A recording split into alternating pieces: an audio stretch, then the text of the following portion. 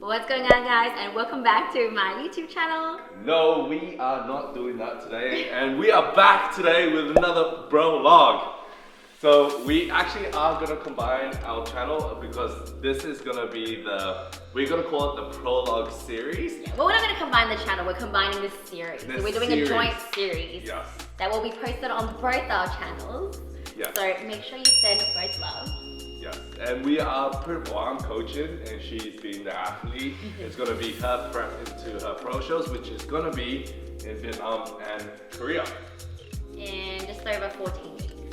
Over 14 weeks ago. Obviously, we had some time in Brisbane, 1 week off. She did gain a bit of weight. We are slightly behind, but we did start earlier, so I think her weight will come down relatively good. I think coaching Nicole will be pretty straightforward. She knows exactly how to prep herself as well, so it's just having the second eye there.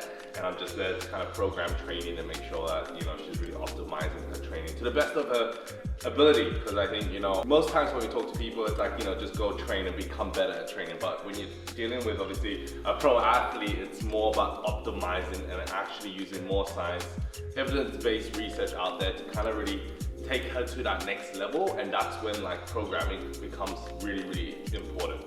I prepped myself before, and I think the main problem I feel I usually have when I do my own stuff is I tend to do too much. Good to have someone else to tell me what to do, because if I did it myself, I would just not stop. I'll probably do too much cardio, I'll eat too little, and I'll train too much. And I'm someone that I can just go and run myself right through to the ground.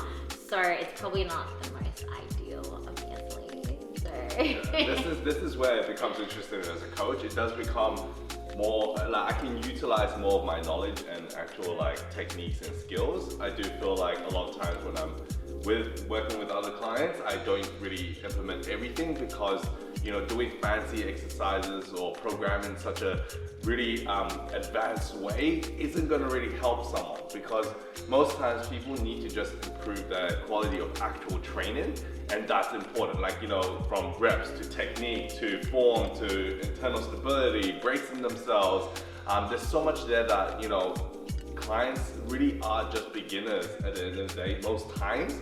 And even when you do get someone who's been training for 10, 15 years, I can look at a trainer and be they still need some work on it. Whereas obviously Nicole does everything pretty much on point. There's obviously some things that I'll be technique-wise, we might need to improve it slightly, just to obviously get the mechanics of the movement optimal. And that's only when I can truly apply it. So now that I'm in fat loss mode, it's time to bring out the L-carnitine. So yeah, this is something that I add. I usually always take pre-workout pump powder, that's a standard, but I'm adding some L-carnitine. This is my really cute Nexus stack, I love it. And also we'll be doing some creatine as well. What are you gonna have? Some pump and then some. I was gonna train legs. I've trained legs already once this week. Yeah, so we train legs on Monday together.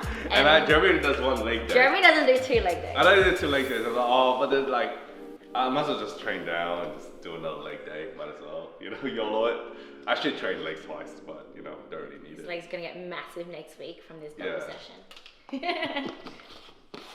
Yeah, I'm not ready for this. I have a very specific way of setting up for RDLs. Firstly, I don't use this bar. This is a squat bar, that's why it's thicker, it's harder to grip. We need to do it with a deadlift bar, which is over there, I'll grab it later. And then I always struggle with this. But who doesn't like a thick? And this is where I struggle, because I don't know how to Tetris this in. We need help with? So you would think you just bring it the exact way, but it's not that simple. See, figure it out. Oh, see? It's not easy. Then go all the way down. I mean, I don't have a rocket science degree. She doesn't, obviously. So this is the bar that we use.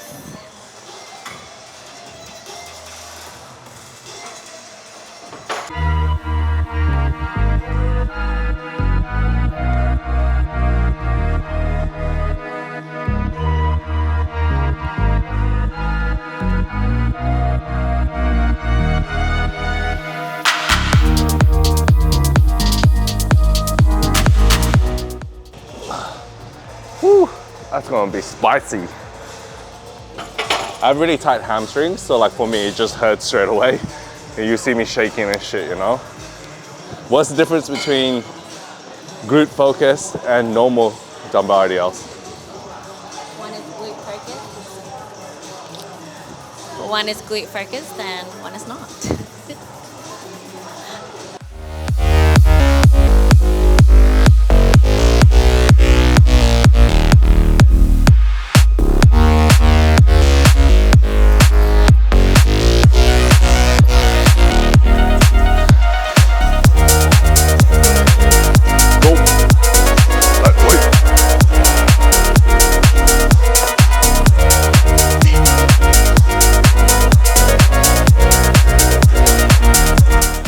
Grip stuff for bitches.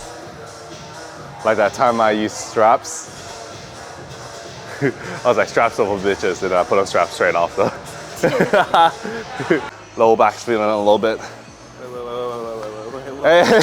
Hey, fuck! Nicole's is like, I was just saying that straps for bitches, but I need some straps, yeah? You better delete the other part, no one needs to see that. It's all raw here, it's all raw here. Oh, I better take this off because Nicole can't do this. Wait, it's a bit too heavy for her. She's a bit lightweight, you know? It's too thick for my hand. Oh, okay, well, just want 20s on there? No, I'll put 10s on. No, 25 on each side. So yeah.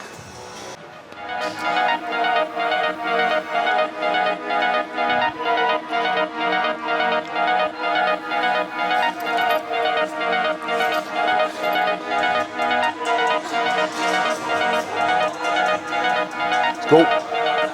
Lightweight.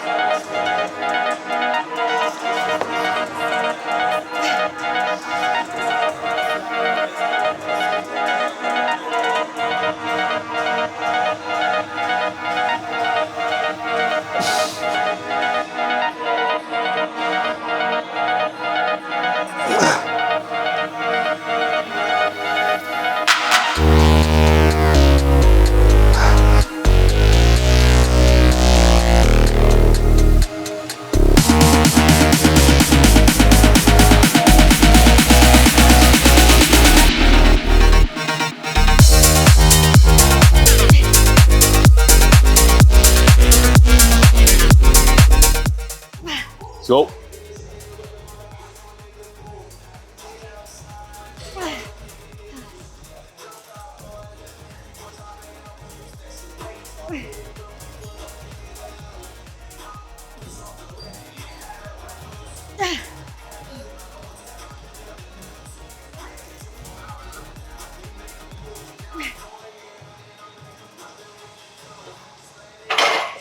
Off now since we did 2 tops. No back offset. Yeah, no back offset. Yeah, let's go to the next one. Single leg pin loaded leg press. So this one we're going to do a constant tension. So constant tension is a little bit harder because you keep that tension in the muscle you're targeting, which we'll be doing a glute focus. Glute hamstring focus, we want the tension in the glute and hamstring the whole way through, and we're doing a 2-1-2-1 tempo, so nice and controlled.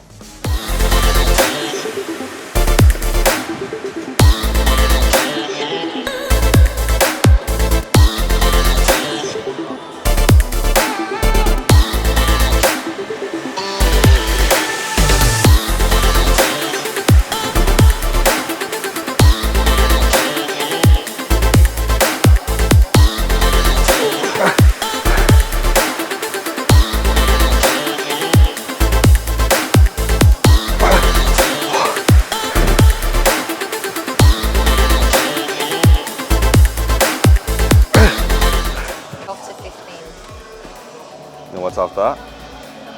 Dumbbell RDL, seated hamstring curl, lying hamstring curl, machine patient curl.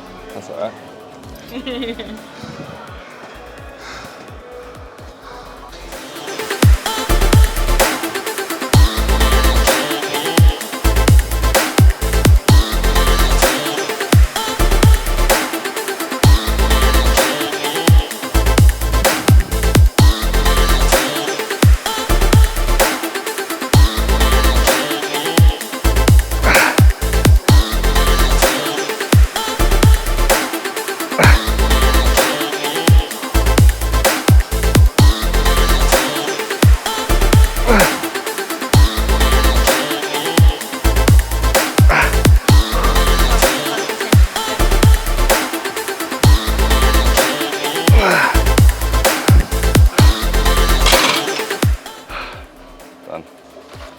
it. That's enough leg day.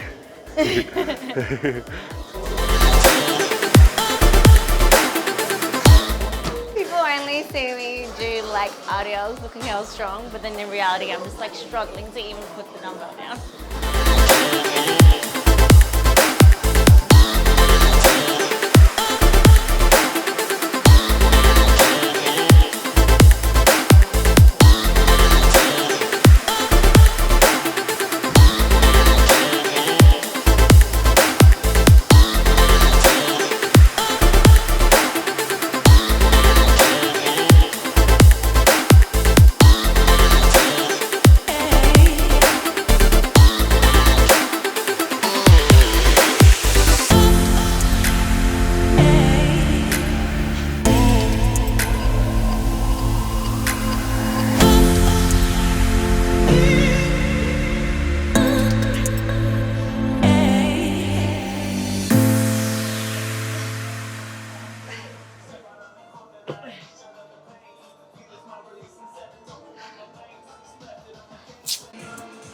Yeah, so 10 to 12 for the top set.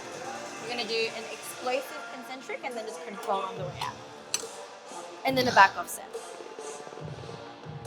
Oh, he's down for the 20.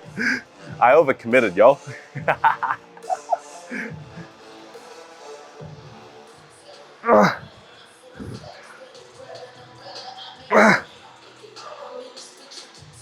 Oh, fuck.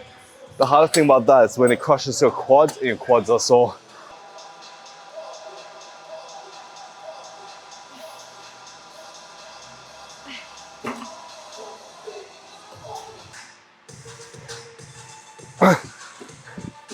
So with this one, man, make sure you push yourself back with the handles. I see a lot of people like, don't do that. The next thing as well, make sure that your hips are all the way to the back of the pattern. So you're not sitting like this.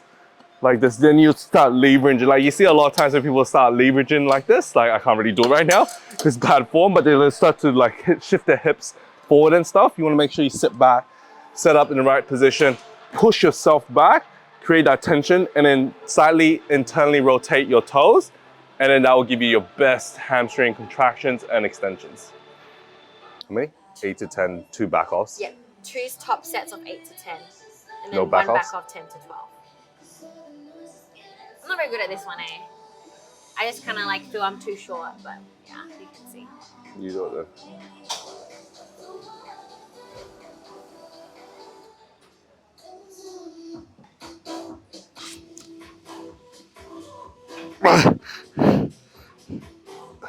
Fuck. My hamstrings are cooked. Like I can't contract well at the top for this Yeah, one. I because- just feel very weak for this one. Yeah. So you see what she is asking is that her maximum recovery volume. So what happens is, right, when you're training, there's concentric, eccentric phases. The slow eccentric phases is what really tears the muscle. Like that is actually when someone gives you all eccentrics, like very slow eccentrics, it really messes you, like because it stimulates the most amount of growth and creates this most amount of stretch and tension in your muscles, and actually puts a lot of pressure onto it, which actually makes it harder for you to then do exercise. For example, a line hamstring curl, you come to it, by the end of the workout, you're pretty much already taxed. You can't really contract the muscles. This is when you know that you really push that muscle to failure, and that's the amount that your body can possibly handle. Hope that makes sense. Recovery, that's the maximum amount of effort your body actually needs. Understand? She's ignoring me. So like, I gave her an answer and she's just fully ignoring me. No, I just told you I was gonna drink this and I understand, but also generally this exercise. If you did the first exercise, I guarantee that you're gonna get a good contraction. And you'll be like, oh yeah, I feel it. How much you wanna bet? I still feel it in my calves a little bit though. That's fine. Because I'm short. They think they need to be like, how do you say it? Isolation. That's where I think it amazes me. It's like, okay, you want to isolate your biceps, you want to isolate your hamstrings, but you truly can't isolate a muscle 100%. I think you have to understand that you use those accessory muscles, you use the antagonist muscles to help with the movement, and then it's all combined. It's about the ratios at which you try to hit that muscle. Make sense? So like if you're hitting hamstrings, 80% hamstrings, 20% calves, or it could be like, it could literally be 70%, let's say 70% hamstrings, 20% calves, 10% glutes or lower back, because you need to use your body as a whole to hit the movement. I think people think of it as like, oh no, I'm isolated, so it has to be 100% hamstrings, 100% biceps. And I'm like, technically not, because when you're doing a preacher curl, aren't you using your forearm muscles to help with the movement? Aren't you using your shoulders to brace? Like, does you need to use your lats to lock yourself in? Like, people just have this idea. I think people misunderstand what they mean by isolation. Like, yeah, okay. So I won't tell you that I'm using my calves. So we are done with the workout. Honestly, I think the hamstring day is probably one of my hardest and longest days. I love training upper body. Usually legs are a little bit harder for me just because I am a little bit stronger in legs, so it takes longer to work up the top sets and everything is heavier, taxes my CNS a little bit more, again, just because I'm a little bit stronger. So it's always a double-edged sword when you are a little bit stronger in a particular body part. So yeah, today was pretty hard, but I enjoy it. And yeah, so 4 days into prep now. I'm excited to keep pushing. I do aim to lose about 5 to 6 kilos, but we'll just see how I look. I don't mind bringing a little bit of a different look this time. We'll just see how I look best. I know Jeremy wants me to look more conditioned than last time, but also I do believe I have a little bit more muscle now. So sometimes looking a little bit more conditioned can just also mean having more muscle, and so you look a little bit harder, and not that you need to be as light and as lean as last time, as long as you bring that conditioned look, which I definitely aim to bring for this time. Yeah, I think it'll be a pretty straightforward prep. Your body does respond very slowly sometimes, so I know I'm already prepared for that, but we might just go harder as of next week. I do have kind of an idea of what we're going to do and go a bit more aggressive at the beginning, just to get that weight down as quickly as we can, and then get you in a good spot so we can practice carb ups and get you, the more conditioned, the more lean you are, the longer the better you look, as you're supposed to get. Yeah, Like, I you aim don't to wanna, definitely you don't be want to very make it good. just on time, but sometimes we do miscalculate things because some people might just not lose the weight they want to lose, and I think that makes things a lot more harder because your body's an amazing mechanism that adjusts, and it adjusts and holds its conditioning for a period of time. Sometimes some people just respond really, really well, and you got other people who don't respond very well, and that's our job as a coach to kind of just predict what we can do and bring the best package to the stage. So that's why I know that we might just have to go ham straight off the bat. It can't be like a slowly incrementally increase. It might just be like, bam, here's like an hour of cardio a day. Like, not that intense, it won't be, but like it will be something along those lines of like maybe 30 minutes of cardio straight off the bat, just to kind of get that deficit going in and just see how the body responds, because I know her body will try to hold on to all that muscle and that weight and size. Yeah, it takes a while for me to kind of like get depleted a little bit, but I'm ready to push. I'm ready to give it my all for the next 14 weeks. And yeah, so thank you guys for watching today's video. Hopefully you like the new format. Let us know in the comments if you do. If you like the video, please like the video, and we'll catch you guys in the next time. Prologue series.